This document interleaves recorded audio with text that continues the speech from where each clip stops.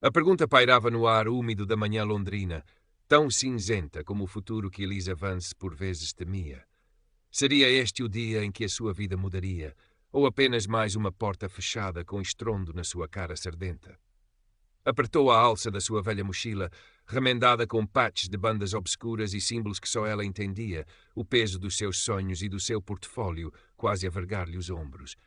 O autocarro de 2 andares balançava pelas ruas de Hackney, afastando-a do seu bairro operário, um emaranhado de prédios de tijolo e pequenos comércios, em direção ao coração opulento de Kensington, onde a Royal Kensington Academy of Design, CAEAD, se erguia como uma fortaleza de prestígio e exclusividade. Eliza, com os seus 22 anos, era uma anomalia visual naquele trajeto matinal. A pele muito clara, quase translúcida, salpicada de sardas, contrastava com o cabelo ruivo vivo, cortado de forma assimétrica e rebelde, com algumas madeixas azul claras já desbotadas a espreitar. As suas botas de combate gastas, os jeans com remendos artísticos e o casaco militar antigo que pertencera ao avô não gritavam artista de elite, mas sim sobrevivente criativa. Pequenas tatuagens, uma constelação no antebraço, uma citação de Orwell no pulso e piercings discretos no nariz e orelhas completavam o quadro. O seu olhar, direto e inteligente, estava hoje velado por uma cautela que se tornara a sua segunda pele. Lembrou-se da mãe, a Sir Vance, a ajeitar-lhe o colarinho da t-shirt de uma banda que ela nunca ouvira falar, os olhos cansados, mas cheios de um amor feroz. Mostra-lhes o que vales, Eli. Eles não sabem a sorte que têm, se te escolherem.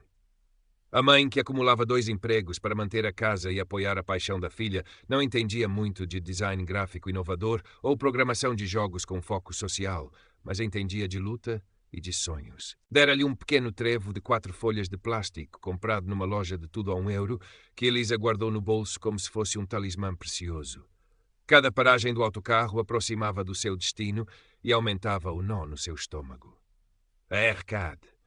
Apenas o nome evocava imagens de corredores silenciosos e polidos, de salas de reuniões luxuosas onde se decidiam os destinos dos futuros grandes nomes da arte e do design. Para Eliza, significava a única hipótese de uma bolsa de estudo integral, a única forma de escapar ao ciclo de dificuldades financeiras que assombrava a sua família há gerações. O seu talento era inegável, a sua paixão voraz, mas ela sabia que, em mundos como aquele, o talento por si só raramente era suficiente. Quando finalmente desceu em Kensington, o ar pareceu diferente, mais rarefeito. Os edifícios eram imponentes. As pessoas vestiam-se com uma elegância discreta que custava mais do que o seu apartamento alugado durante um ano.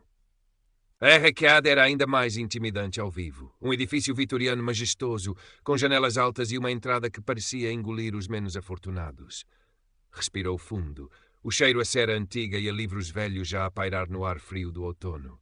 Tu consegues, Eli, murmurou para si mesma, mais para se convencer do que por verdadeira crença. A recepção era um vasto átrio de mármore. O silêncio apenas quebrado pelo eco distante de passos e pelo tic-tac de um relógio de pêndulo ornamentado. Atrás de uma imponente secretária de mogno estava uma mulher que parecia ter sido esculpida no mesmo material. Era a Sir Penelope Featherstone Howe, secretária da direção, na casa dos 50 anos, impecavelmente vestida num fato cinzento carvão, o cabelo preso num coque tão apertado que parecia doloroso e um ar permanentemente desaprovador. Sim? Perguntou a Sir Featherstone Howe, a voz fina e cortante como vidro, os olhos a percorrerem Eliza de cima a baixo, demorando-se um instante a mais nas suas botas e no cabelo ruivo. O olhar dela era uma avaliação completa, e Eliza sentiu uma condenação instantânea. Eliza Vance. Tenho uma entrevista para a bolsa de estudo às 10, disse Eliza, tentando manter a voz firme. A Sr. Featherstone Hall folheou uma agenda com a ponta dos dedos, como se tocar no papel fosse uma tarefa desagradável. Vance. Sim, sente-se ali. Apontou vagamente para um canto mais escuro da recepção, onde algumas cadeiras de aspecto menos nobre estavam dispostas. Era visivelmente diferente da área de espera principal, mais iluminada e com poltronas de veludo, onde um jovem de ascendência asiática, impecavelmente vestido, já aguardava, folheando uma revista de arte. David Cheng, presumiu Eliza, outro candidato. Ele olhou para ela brevemente, uma mistura de curiosidade e uma distância calculada. Eliza sentou-se, a mochila entre os pés. A espera começou, cada minuto a arrastar-se como uma hora. Observava os outros candidatos que chegavam. Todos eles pareciam saídos de um catálogo de moda universitária, com as suas pastas de couro e a sua confiança polida. Sentia-se cada vez mais um peixe fora d'água, uma nódoa de cor num quadro a preto e branco. Tirou um pequeno caderno de esboços e um lápis da mochila, tentando acalmar os nervos desenhando. Fez um cartoon rápido e sarcástico da Sirrah Featherstone Howe como uma gárgula, mas nem isso a animou. O cheiro a café barato do seu pequeno almoço apressado ainda pairava na sua roupa, um contraste gritante com o aroma a madeira polida e a livros antigos que emanava da R. Cade.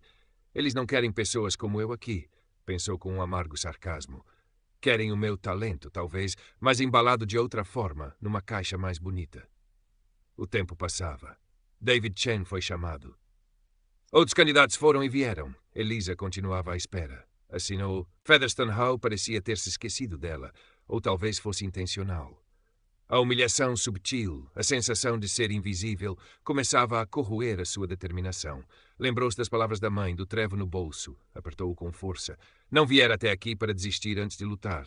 Finalmente, quase uma hora depois da hora marcada, a Sirrah Featherstone Howe chamou-a, sem sequer levantar os olhos da sua secretária.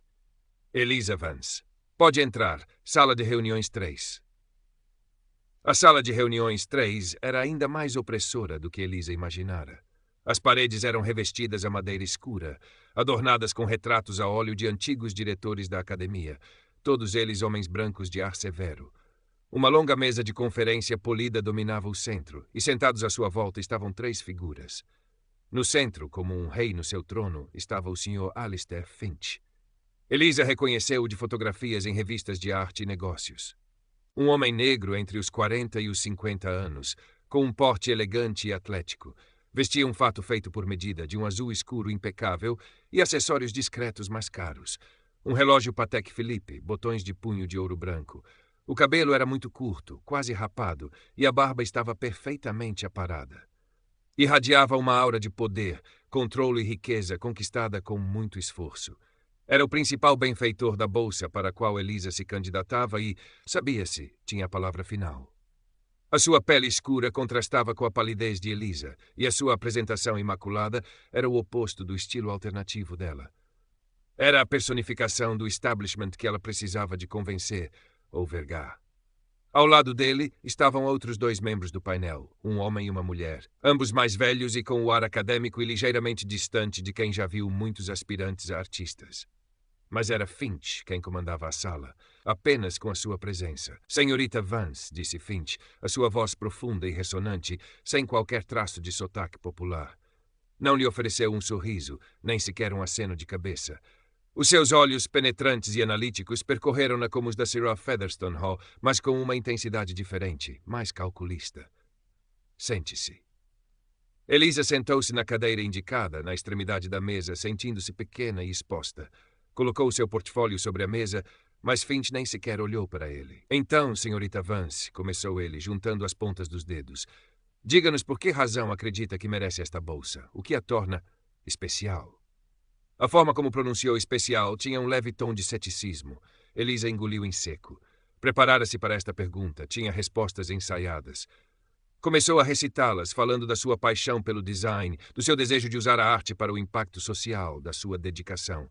Mas as palavras soavam ocas, vazias, mesmo aos seus próprios ouvidos. Finch ouvia com uma impassibilidade que a gelava. Os seus olhos não demonstravam interesse, apenas uma avaliação fria. Ele interrompeu a meio de uma frase. O seu currículo acadêmico é adequado, mas a Royal Kensington Academy of Design procura mais do que adequação. Procuramos excelência, um certo polimento, um compromisso com os mais altos padrões. A sua apresentação. Ele fez uma pausa, deixando a frase pairar no ar. O seu olhar a fixar-se por um momento no cabelo dela, depois nos seus jeans remendados. É, digamos, pouco convencional. Acha que está preparada para se conformar com as exigências e a cultura desta instituição? Elisa sentiu o sangue a subir-lhe ao rosto. Não era uma pergunta sobre o seu trabalho, sobre as suas ideias. Era sobre a sua aparência, sobre a sua capacidade de se encaixar. Era o mesmo velho preconceito, vestido com palavras mais elegantes. O seu portfólio, cheio de designs de interfaces para aplicações de impacto social, arte conceptual para jogos indie com narrativas provocadoras e tipografia experimental, continuava fechado sobre a mesa. Ele nem sequer lhe dera uma oportunidade. Acredito que o meu trabalho fala por si, Finch, respondeu ela, a voz um pouco mais tensa do que pretendia. O trabalho é importante, claro, concedeu Finch com um leve aceno. Mas a capacidade de se apresentar, de navegar em certos círculos, de compreender as nuances, também o é. Esta academia não é apenas um local de aprendizagem, é um portal para um mundo específico, um mundo que exige um certo código. As perguntas continuaram naquela veia. Sobre a sua visão de futuro, que ele parecia interpretar como a sua capacidade de se tornar uma engrenagem bem oleada na indústria, sobre as suas influências, esperando, talvez, que ela citasse os mestres clássicos em vez dos artistas de rua e designers digitais que a inspiravam. Elisa sentia-se a afundar. As suas respostas tornavam-se mais curtas, a sua frustração a crescer. Sentia os olhares dos outros dois membros do painel, um deles com uma expressão de leve comiseração, o outro tão impassível como Finch. A Sra. Featherstone Hall, que entrara discretamente e se sentara a um canto a tomar notas, parecia exibir um leve sorriso de satisfação. Em dado momento, Elisa quase desistiu. A vontade de se levantar, agradecer-lhes o tempo e ir embora era quase esmagadora. Para que continuar aquela farsa? Ele já a tinha julgado, já a tinha descartado. Olhou para suas mãos, para as pequenas manchas de tinta que nunca saíam completamente. Lembrou-se das noites em branco, debruçada sobre o computador, a tentar transformar as suas ideias em algo tangível, algo poderoso. Lembrou-se do sacrifício da mãe, da sua fé inabalável. Não podia desistir. Finch fez um comentário particularmente condescendente sobre a aparente falta de foco comercial de um dos projetos que ela mencionara brevemente, sem ele ter visto o portfólio. Disse algo sobre a importância de criar arte que venda, não apenas que expresse. Foi a gota de água. Elisa respirou fundo. O medo e a insegurança que a tinham paralisado deram lugar a uma raiva fria e a uma clareza súbita. Não tinha nada a perder. Já estava a ser julgada por quem era, não pelo que fazia. Então, pelo menos, seria julgada pela sua verdade. Sr. Finch, começou ela, a voz surpreendentemente calma, mas com uma firmeza nova que fez com que ele, pela primeira vez, a olhasse com uma ponta de surpresa. Os outros membros do painel também ergueram ligeiramente as sobrancelhas. Com todo o respeito, o senhor ainda não viu o meu trabalho. Está a julgar-me pela minha roupa, pelo meu cabelo, pela minha origem que o senhor presume ser inadequada para os corredores imaculados desta academia. Featherstone Hall ofegou audivelmente do seu canto. Finch permaneceu em silêncio, o rosto uma máscara, mas os seus olhos estreitaram-se ligeiramente. Elisa continuou, a voz a ganhar paixão a cada palavra. A minha apresentação pouco convencional, como o senhor lhe chamou, não é uma falta de respeito. É quem eu sou. É a lente através da qual eu vejo o mundo e crio. Acha que o design inovador, a arte que realmente mexe com as pessoas, nasce da conformidade. Nasce de se vestir como toda a gente e pensar como toda a gente. Ela inclinou-se ligeiramente para a frente. O senhor falou em arte que venda. Mas e a arte que muda mentalidades? E o design que resolve problemas reais, que dá voz aos que não a têm? O meu portfólio está cheio disso. Apontou para a pasta ainda fechada. Está cheio de projetos que visam usar a tecnologia e a estética não para vender mais um produto de luxo, mas para criar ferramentas para comunidades marginalizadas, para contar histórias que são ignoradas, para desafiar o status quo. Está cheio de projetos que visam usar a tecnologia e a estética não para vender mais um produto de luxo, mas para criar ferramentas para comunidades marginalizadas, para contar histórias que são ignoradas, para bem, isso não tem valor para si. A sua voz, que começara trêmula, agora ecoava na sala com uma convicção ardente. A minha origem, Sr. Finch, não é uma desvantagem. É a minha força. Eu sei o que é lutar por cada oportunidade. Eu sei o que é ser olhada de lado. E isso alimenta a minha criatividade, a minha empatia, a minha determinação em criar um trabalho que tenha significado, que vá para além do superficial. Ela olhou diretamente para Finch. O senhor mencionou códigos e círculos. Mas e se esses códigos estiverem desatualizados? E se esses círculos precisarem de ser abalados, de ser abertos a novas perspectivas? A arte não deveria ser sobre quebrar barreiras, em vez de as reforçar. Houve um momento em que ela pensou ter ido longe demais. O rosto de Finch era indecifrável, mas ela continuou, a sua voz agora mais controlada, mas não menos intensa. Não estou a pedir um favor. Estou aqui porque acredito no meu talento e na minha visão. E acredito que a Arcade, se realmente valoriza a originalidade e o impacto, deveria olhar para além das aparências. Ela fez uma pausa, depois acrescentou num tom mais baixo, mas incisivo. Pergunto-me, Sr. Finch, se o senhor, no seu percurso até ao topo, alguma vez enfrentou julgamentos semelhantes, baseados não no seu mérito, mas em percepções superficiais. Se alguma vez sentiu que tinha de lutar o dobro para provar o seu valor, simplesmente por ser diferente. Um silêncio pesado caiu sobre a sala. Os outros 2 membros do painel pareciam petrificados. A Sra. Featherstone Howe estava pálida. Elisa sentiu o coração a bater descontroladamente, mas manteve o olhar fixo em Finch. Alistair Finch não se moveu durante o que pareceu uma eternidade. A sua fachada de controlo absoluto parecera rachar por um instante durante o discurso de Elisa, uma sombra de algo indecifrável a cruzar-lhe os olhos. Agora ele observava, não com a frieza inicial, mas com uma intensidade diferente, quase desconcertante. Era como se a visse pela primeira vez. Lentamente, muito lentamente, ele estendeu a mão e puxou o portfólio de Elisa para si. Abriu-o. O silêncio continuava, apenas quebrado pelo som suave das páginas a serem viradas. Elisa prendeu a respiração. Finch examinava cada página, cada projeto, com uma concentração minuciosa. Os seus olhos demoravam-se nos detalhes dos seus designs de interface, na originalidade da sua arte conceptual para jogos, na ousadia da sua tipografia experimental. Não havia mais desdém no seu olhar, mas sim uma avaliação profissional, talvez até um brilho de interesse. Os outros 2 membros do painel trocaram olhares discretos. Assinei. Featherstone Hall parecia ter encolhido na sua cadeira. Finalmente, depois de ter percorrido todo o portfólio, Finch fechou-o e pousou-o suavemente sobre a mesa. Levantou os olhos para Elisa. O seu trabalho conceptual para o jogo Echoes of the Forgotten, disse ele, a voz agora neutra, desprovida da ironia anterior, é notável. A narrativa visual é poderosa. Elisa sentiu uma pequena onda de alívio, mas não se atreveu a relaxar. Finch continuou. A sua abordagem à interface da aplicação Bridging Voices é intuitiva e demonstra uma profunda compreensão das necessidades do utilizador. Ele fez uma pausa. Senhorita Vance, o seu discurso foi apaixonado. E o seu trabalho, ele acenou para o portfólio, é de facto impressionante. Ele recostou-se na cadeira, o seu olhar ainda fixo nela, mas agora mais pensativo do que julgador. Mencionou a minha própria jornada. Uma sombra fugaz passou pelo seu rosto. Todos nós enfrentamos os nossos próprios desafios, senhorita Vance, alguns mais visíveis que outros. A sua voz era baixa, quase críptica. Por um instante, Elisa viu não um magnata todo-poderoso, mas um vislumbre de algo mais, algo que ressoava com a sua própria luta. Talvez um eco do seu passado humilde, que ele raramente discutia, mas que a sua pergunta direta parecia ter roçado. Ele endireitou-se. Agradecemos o seu tempo. Receberá notícias nossas dentro de alguns dias. O tom era novamente formal, mas algo mudara. Havia um respeito implícito que não existia antes. Elisa levantou-se, as pernas a tremer ligeiramente. Obrigada pela oportunidade, conseguiu dizer. Pegou na sua mochila e no portfólio e saiu da sala, sentindo os olhares dos membros do painel nas suas costas. No corredor, encostou-se à parede por um momento, o coração ainda a 1000. Estava exausta, física e emocionalmente.